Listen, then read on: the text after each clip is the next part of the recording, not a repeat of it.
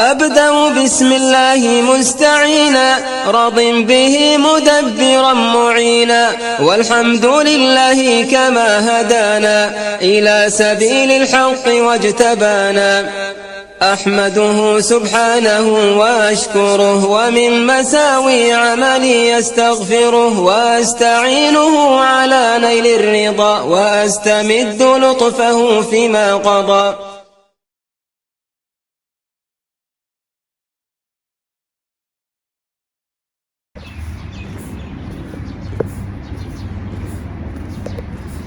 بسم الله الرحمن الرحيم والصلاة والسلام على رسول الله. Assalamu alaikum wa rahmatullahi wa barakatuh. Mes chers frères et sœurs, bienvenue dans cette nouvelle vidéo Follow Me for Hijra. Alhamdulillah, nous sommes là, c'est aux alentours du Fajr à peu près. Donc on a prié le Fajr. Là il est à peu près, on va dire, il est après 6h du matin. Vous entendez un peu les bruits des les bruits des coqs, des oiseaux, les pigeons.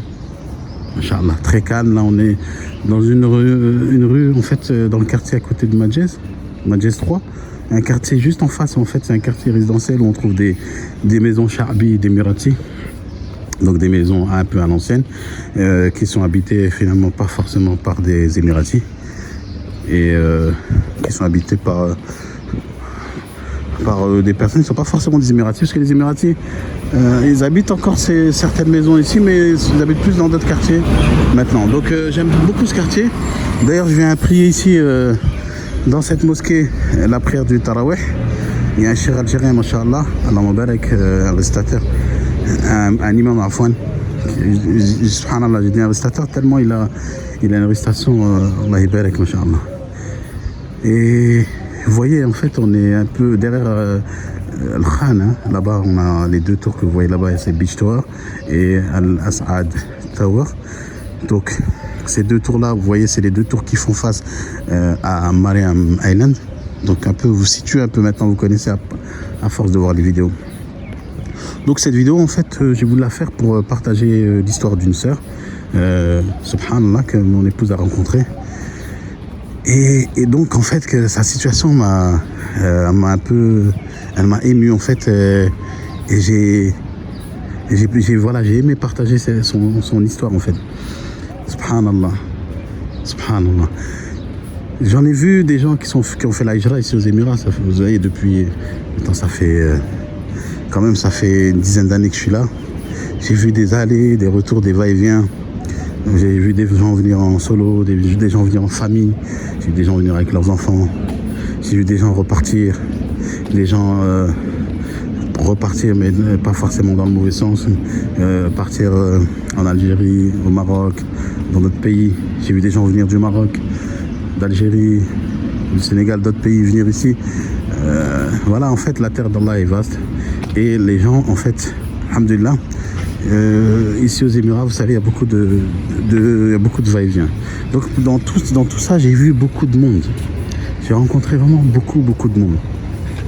Et parmi les gens, j'ai rencontré pas mal de personnes aussi qui sont par exemple des sœurs qui ont fait la hijra seules. Et subhanallah. Et j'ai rencontré des gens aussi qui sont en fait, il y a des gens qui sont dans une situation où on pourrait les classifier dans les personnes qui sont faibles en fait et qui n'ont pas les moyens de faire la hijra, et pourtant ils se donnent les moyens et ils y arrivent. Subhanallah, ils font la hijra. Et c'est d'ailleurs là où je veux en venir, c'est que j'ai rencontré cette femme. Donc son histoire, elle est incroyable. Donc cette femme, elle a actuellement 65 ans. Elle a 65 ans et elle a fait la hijra. Allahu Akbar. 65 ans, elle a fait la hijra. Rien que quand je vous dis ça, en fait, je sais que beaucoup ça leur fait réfléchir. Pourquoi? Parce qu'il y a des gens qui sont en plein dans l'âge, en fait, ils ont les moyens. Ils ont la trentaine, 35. Allah il les a razak. Ils ont des business. Ils ont comment on appelle ça, voilà, ils ont une situation qui est assez confortable. Ils ont même su déléguer des gens sur leur business et tout ça, et qu'ils ont vraiment la possibilité de partir. Mais ils ne partent pas. Pourquoi? Parce qu'ils n'ont pas le cran. Ils n'ont pas le cran de partir. parce qu'elle a peur. Le shaitan, il leur fait craindre la pauvreté. Et d'autant plus pour quelqu'un qui veut faire la hijra. Le shaitan, à la base, il fait craindre la pauvreté aux musulmans. La peur. Allah, il nous a dit, on va être éprouvé par la peur, la faim, la pauvreté et tout ça. Et donc, les gens là, ils ont peur de partir. Ça, c'est quelque chose qui est assez commun. Les gens pensent que quand ils vont quitter, ça y est, c'est la fin. L'erreur la plus commune, c'est que les gens pensent qu'en fait, quand ils vont partir, leur risque va s'essouffler ou s'éteindre. Alors qu'on a, subhanallah, combien on a de dalil que en fait le risque, il nous colle à la peau et qu'on ne quittera pas ce monde sans avoir eu tout son droit tel qu'Allah nous l'aura décrété. Et ça, c'est quelque chose que les gens, malheureusement, ils n'ont pas. Il y en a beaucoup qui n'arrivent pas à l'intégrer. Voilà. Et donc, comme ils n'arrivent pas à l'intégrer, ils n'arrivent pas à intégrer le fait de quitter du jour au lendemain leur confort et de partir. Donc, je reviens à l'histoire de cette femme qui a 65 ans et qui, en fait, a préparé sa hijra depuis 2016. 2016. Elle a préparé sa hijra depuis 2016 et elle a eu pas mal d'épreuves qui l'ont empêchée. Mais alhamdulillah, bifadlillah azza wa jal, et subhanallah, de par sa motivation, cette femme a pu faire la hijra. Cette année, on est en 2024. Vous imaginez, de 2016 à 2024, ça fait 8 années qu'elle essaye de partir. Bien évidemment, quand on arrive à un certain âge, c'est pas facile de partir. Cette femme, vous imaginez qu'à 65 ans, elle travaille pas. Elle n'est pas, comment on appelle ça, elle va pas avoir un emploi. Et pourtant, elle est partie. Elle est partie, elle est ici. Et en fait, je l'ai rencontrée. Je lui ai demandé. Et cette femme, ce qui est plus étonnant par rapport à son histoire, c'est que c'est une femme qui, à la base, c'est une Française de souche. Ce n'est pas une du Maghreb ou d'origine qui est née musulmane. Non. C'est une Française convertie, donc qui est rentrée dans l'islam et qu'Allah a permis de démigrer. Subhanallah. Quand vous voyez ça, eh bien en fait, c'est une leçon, c'est une claque. C'est vraiment une leçon pour nous tous. Et une vraie claque, subhanallah. Vraiment incroyable. Qu'Allah la préserve et la protège. Donc elle est rentrée dans l'islam plusieurs années auparavant en France. Et elle a fait son cheminement. Subhanallah, elle parle arabe. Elle a fait son cheminement. Elle m'a dit, ouais, j'ai appris un peu l'arabe en France. Donc pour avoir appris l'arabe, elle a fait beaucoup d'efforts. Elle a appris l'arabe. Et non seulement après avoir appris l'arabe, elle a fait da'wa à sa famille, à ses parents pendant des années. Et subhanallah, par sa cause, sa famille, son père et sa mère sont rentrés dans l'islam avant leur mort.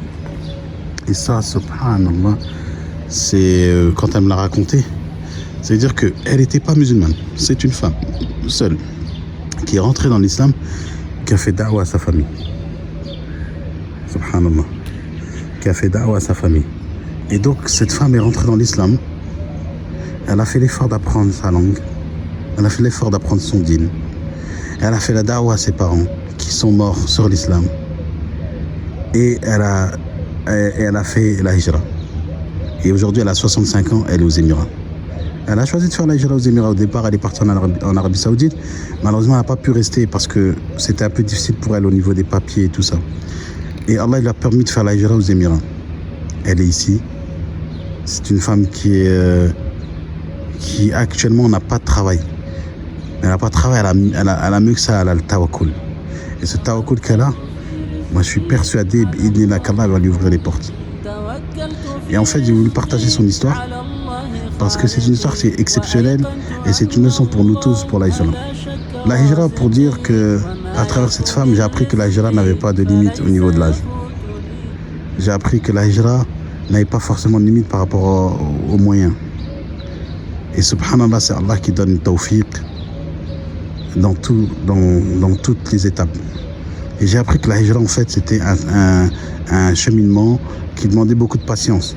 Parce que 8 années pour pouvoir faire la hijra, 8 années d'essai, mais en fait, elle n'arrivait pas à partir, en fait, elle avait toujours quelque chose. Elle a eu des épreuves et tout ça. Et finalement, alhamdoulilah, elle n'a pas lâché, elle est ici aujourd'hui. Elle est ici aujourd'hui et elle prie avec ses frères et sœurs en Allah à la mosquée. Elle a vécu Ramadan avec nous, elle est venue au Tarawih, dans les Durous, subhanallah. Et Allah subhanahu wa ta'ala, il a donné aussi, alhamdoulilah, la santé, alhamdoulilah. Ça aussi, c'est une ni'ma. C'est pour ça qu'on dit profiter, parmi les 5 choses à profiter avant 5 choses, il y avait le fait de profiter pendant la santé. Parce que si vous êtes malade, vous savez, même ceux qui sont ici, qui tombent malades, ils ont tendance à retourner en France pour se soigner. Alors imaginez que vous êtes déjà en France, vous êtes malade. C'est sûr que ça vous empêche pour la hijra. Donc profitez de votre santé avant la maladie pour émigrer. Profitez de votre richesse avant la pauvreté. Et je pense que ces 5 choses-là, on peut les appliquer sur la leçon par rapport à la hijra. Et cette femme, elle est venue, elle a pu, alhamdoulilah, monter une société pour faire l'iqama, pour faire son iqama. Alhamdoulilah, a pu monter une société à Abu Dhabi. Il y avait une société qui était favorable par rapport à sa situation, parce que c'est une société qui n'était pas chère, alhamdoulilah. Le seul problème, et ça j'aimerais bien le partager pour ceux qui ont la possibilité de pouvoir l'aider, et je pense qu'elle a fait beaucoup d'efforts jusqu'à présent, et je pense que là elle a juste besoin d'un coup de pouce pour pouvoir justement pérenniser et finaliser sa hijra, c'est que actuellement à Abu Dhabi, il y a une règle qui dit que en fait il faut en fait avoir une assurance pour pouvoir bénéficier de l'iqama. Mais ce n'est pas une assurance comme celle qu'on fait à Ajman, les assurances en fait qui sont juste des assurances administratives en fait, et qui nous coûtent en général en moyenne 100 € par membre de la famille au moment où on fait l'iqama, et ensuite voilà. Non, là c'est ce qu'on appelle une health insurance, donc une mutuelle ou une assurance santé qui est obligatoire à Abu Dhabi. Cette assurance obligatoire, moi je m'étais renseigné au préalable avant que cette femme fasse ses démarches, eh bien les gens payaient à peu près 800 € par an, ce qui est quand même un sacré budget. 800 €, ça fait 3000 dirhams. Mais on avait trouvé une assurance qui proposait 800 dirhams, c'est-à-dire l'équivalent de 200 €. Donc ce qui était assez intéressant. Mais à sa surprise, lorsqu'on est allé à l'assurance, qu'en fait j'essaie de l'accompagner un peu dans ses démarches, quand on est allé pour faire l'assurance, eh bien ils ont dit vous avez 65 ans, vous ne rentrez pas du tout dans les critères de normes qu'on a actuellement sur le marché. Donc 65 ans, subhanallah, ils lui ont proposé des assurances à 20 000 dirhams, 5 000 €. 5 000 €, c'est pas en une fois, 5 000 € par an. Donc cette nouvelle l'a quand même assez bouleversée, parce qu'elle a dit c'est ma hijra qui est en péril, parce que c'est sûr que je ne peux pas mettre 5 000 €. J'ai pas de travail, j'ai mis mes économies, je suis là. Et je compte sur Allah Azza wa Jal, tawakkul, bi'idhnillah, il va m'ouvrir les portes, alhamdulillah. Elle n'a pas peur par rapport à ça. Maintenant, le fait qu'elle lui a été demandé cette assurance, en fait, le problème qui se pose, c'est que Abu Dhabi, il nous donne 15 jours pour souscrire à cette assurance de santé. Dans les 15 jours, si on n'a pas souscrit, eh bien on tombe dans ce qu'on appelle des overstays, des amendes. Parce que c'est une condition de... C'est comme ça, on peut pas parler, critiquer. C'est une condition d'Abu Dhabi.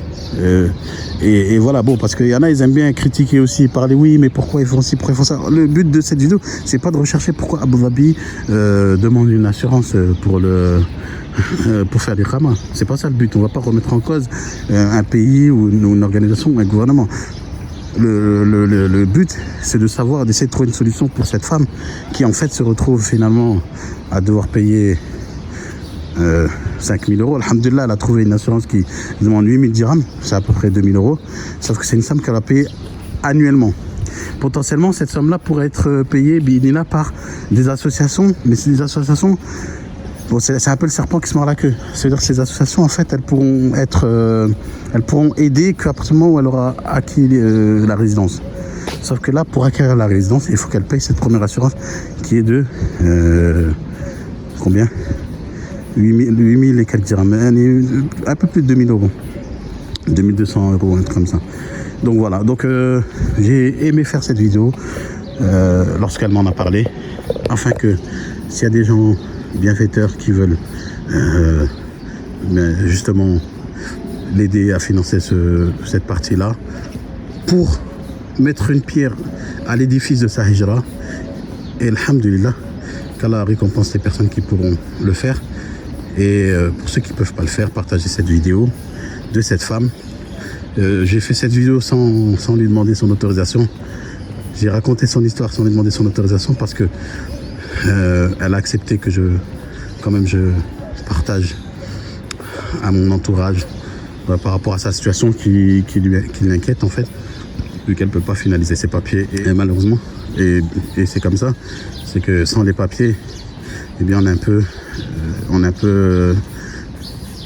n'est pas stable. Donc voilà. En tout cas, qu'Allah lui accorde une issue favorable par rapport à cette histoire d'assurance, qui n'est pas un très grand problème, mais on a juste besoin d'un coup de pouce de la communauté. Et alhamdulillah, et que cette vidéo soit inspirante pour tous ceux qui ne se donnent pas les moyens ou qui ont peur. Mais sachez qu'il y a une femme qui l'a fait et elle a 65 ans. Alhamdulillah. Qu'Allah lui accorde la santé, qu'Allah l'augmente, qu'Allah lui donne la force de rester. Et alhamdulillah. Barakallahu fikum. Ahsanallahu ilaykum. Assalamu alaikum. Wa rahmatullahi wa barakatuh.